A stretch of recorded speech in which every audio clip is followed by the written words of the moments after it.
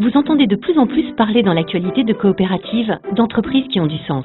Oui, c'est vrai. Mais savez-vous vraiment de quoi il s'agit? Je connais les coopératives qui rassemblent les agriculteurs et on entend parler des coopératives de salariés.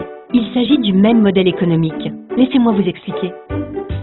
En réalité, sans le savoir, vous connaissez les coopératives. Vous les côtoyez tous les jours ou vous en consommez les produits. Quand vous faites vos courses au supermarché, quand vous achetez vos lunettes, vos articles de sport, les jouets de votre enfant, il y a de fortes chances que vous soyez dans un magasin coopératif.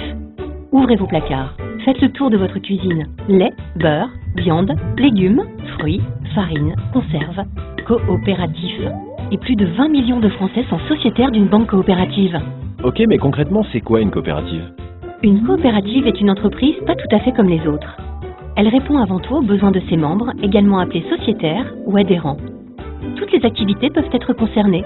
La production et la vente de biens, le financement, l'habitat, le service à la personne, la gestion de l'énergie, la mise en commun de services, absolument tout. Le modèle coopératif est aussi adapté aux artisans, aux PME. Ah bon? Mais qu'est-ce qu'elles ont de plus que les autres entreprises? Ce sont des sociétés où la personne prime sur le capital. Elles appartiennent à leurs membres. Oui, les entreprises coopératives pratiquent la démocratie. Grand ou petit, chacun vote à égalité. C'est le principe d'une personne égale une voix. Chaque coopérateur participe aux grandes orientations de son entreprise.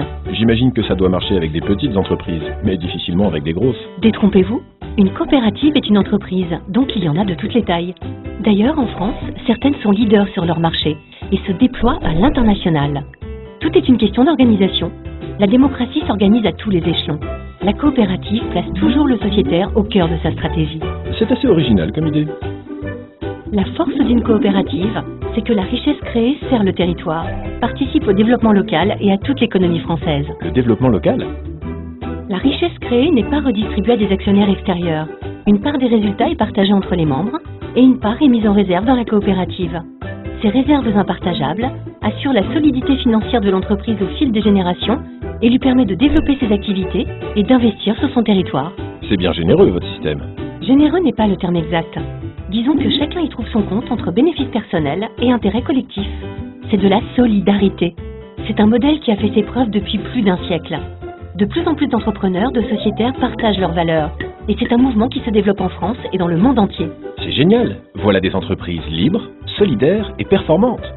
Les coopératives, des entreprises responsables.